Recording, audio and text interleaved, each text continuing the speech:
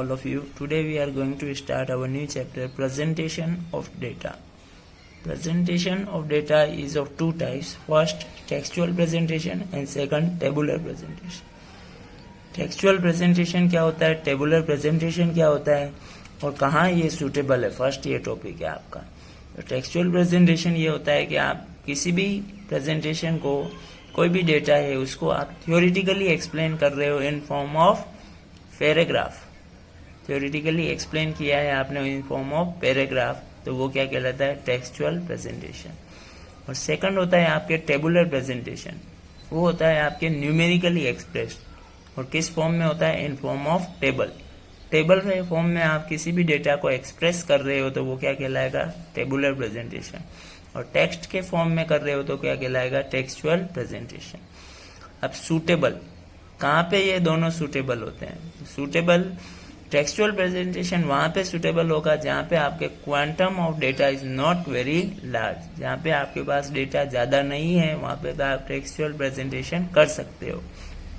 पर जब आपके पास डेटा बहुत ज़्यादा है तो आप वहाँ पे टेक्सचुअल प्रेजेंटेशन नहीं करके कौन सा प्रेजेंटेशन करोगे, टेबुलर प्रेजेंटेशन। नेक्स्ट आपके आता है काइंड्स ऑफ टेबल। टेबल कौन कौन सी टाइप की होती है? तो देखो, फर्स्ट है आपके अकॉर्डिंग टू पर्पस, सेकंड है अकॉर्डिंग टू ओरिजिनलिटी और थर्ड है अकॉर्डिंग टू कंस्ट्रक्शन। फर्स्ट में फिर दो टाइप के हैं आपके, फर्स्ट है जनरल पर्पस टेबल और सेकंड है special purpose table. General purpose table का मीनिंग ये है कि इसका कोई स्पेसिफिक पर्पस नहीं होता है। जैसे मैंने क्लास के स्टूडेंट्स के नेम लिख दिए तो उस नेम के आगे आप कोई भी डेटा फिल कर सकता हूं मैं, तो ये क्या कहलाएगी, जनरल पर्पस टेबल है।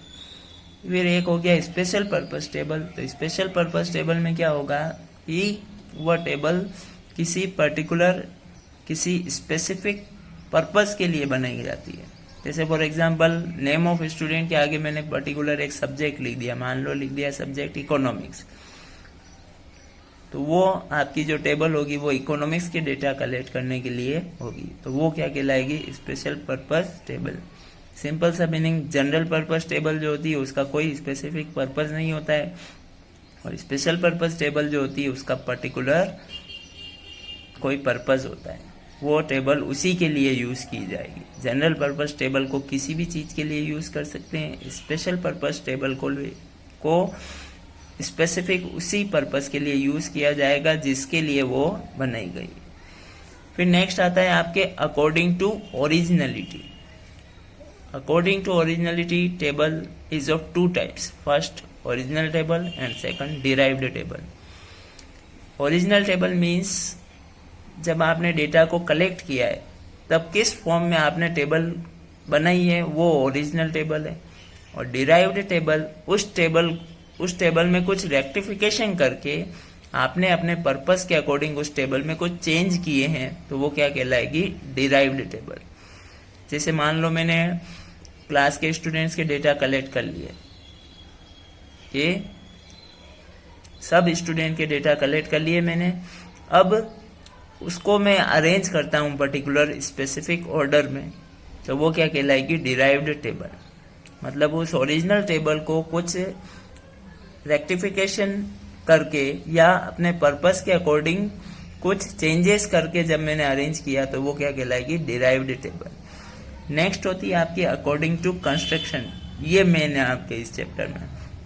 तो अकॉर्डिंग टू कंस्ट्रक्शन देखो, टू टाइप्स की है, सिंपल और वन वे टेबल और सेकंड है कॉम्प्लेक्स टेबल। कॉम्प्लेक्स टेबल के फिर थ्री टाइप्स है आपके, फर्स्ट डबल और two way table, second triple table और थर्ड मैनीफोल्ड टेबल। अब इसका सिंपल सा मीनिंग क्या है देख लो, एक बार समझ लो। सिंपल और वन वे टेबल जो होती है वो ओनली वन कैरेक्टरिस्टिक के बेसिस पे होगी। कॉम्प्लेक्स टेबल जो होती है वो मोर देन वन कैरेक्टरिस्टिक के बेसिस पे होती है। अब उसमें फिर थ्री टाइप्स की, फर्स्ट डबल नेम से ही क्लियर है, इसमें कितनी कैरेक्टरिस्टिक्स होगी, टू कैरेक्टरिस्टिक्स। सेकंड है ट्रिपल में कितनी हो जाएगी, थ्री कैरेक्टरिस्टिक। और थर्ड है आपके मैनीफोल्ड, तो मैनीफोल्ड में होती है मोर देन थ्री कैरेक्टरिस्टिक्स। ये देखो, सिंपल और one way, only one characteristic. तो देखो इसमें number of students in college, class है और नंबर ऑफ स्टूडेंट्स है, तो इसमें सिर्फ क्लास के बेसिस पे मैंने नंबर ऑफ स्टूडेंट्स को क्या किया है, टेबल बने, नंबर ऑफ स्टूडेंट्स की टेबल बनाई है, सिर्फ क्लास के बेसिस पे बनाई है। तो इनमें ओनली वन कैरेक्टरिस्टिक है, इसलिए इसको क्या बोलेंगे, सिंपल और one way table. Clear. Next complex table, ये होगी आपके more than one. More than one में आपके कौन कौन सी आएगी, 2, 3 और मोर देन 3। तो 2 कैरेक्टरिस्टिक्स के बेसिस पे आपकी ये टेबल बनी हुई है, जिसमें आपने क्लासिफिकेशन एक तो क्लास के अकॉर्डिंग किया है और दूसरा जेंडर के अकॉर्डिंग किया है।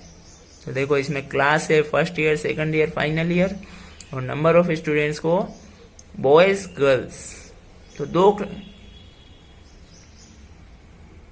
दो कैरेक्टरिस्टिक्स के बेसिस पे इसमें क्या किया है, क्लासिफिकेशन किया है। फर्स्ट तो क्लास के बेसिस पे और सेकंड बॉयज और गर्ल्स के बेसिस।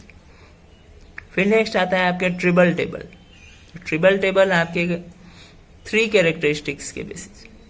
फर्स्ट तो हो गई क्लास, सेकंड हो गई आपके बॉयज गर्ल्स, और थर्ड हो गए आपके रूरल अर्बन। एरिया वाइज, एक क्लास के अकॉर्डिंग, एक जेंडर के अकॉर्डिंग, और थर्ड आपके एरिया के अकॉर्डिंग के रूरल एरिया वाले कितने हैं, अर्बन एरिया वाले कितने हैं। तो ऐसी टेबल को क्या बोलेंगे आप, ट्रिबल टेबल। इस पे 3 कैरेक्टरिस्टिक्स। नेक्स्ट आती है आपकी मैनीफोल्ड। मैनीफोल्ड टेबल, इसमें क्या हो गया, आपके मोर देन 3 कैरेक्टरिस्टिक्स हो गई। मोर देन 3 कैरेक्टरिस्टिक्स कैसे, देखो फर्स्ट हो गई क्लास के अकॉर्डिंग, सेकंड एरिया के अकॉर्डिंग, सेकंड जेंडर के अकॉर्डिंग, थर्ड आपके एरिया के अकॉर्डिंग रूरल अर्बन, और फोर्थ आपके हो गया मैरिड अनमैरिड। ये जो टेबल है इसमें आपके मोर देन 3, इसमें 4 आपके कैरेक्टरिस्टिक्स है। अब मोर देन 3 में आपके 4, 5, 6 कितनी भी हो सकती है। तो उस 4, 5, 6 वाले का नेम क्या हो जाएगा टेबल का, मैनीफोल्ड टेबल। इस वाले में 4 कैरेक्टरिस्टिक्स कौन कौन सी है, first class, second gender, third area, और फोर्थ मैरिज के बेसिस पे मैरिड अनमैरिड, एरिया के बेसिस पे रूरल अर्बन, जेंडर के बेसिस पे बॉयज गर्ल्स, और क्लास के बेसिस पे फर्स्ट ईयर, सेकंड ईयर और फाइनल ईयर। तो ये जो टेबल होगी उसको क्या बोलेंगे आप, मैनीफोल्ड टेबल। Thank you.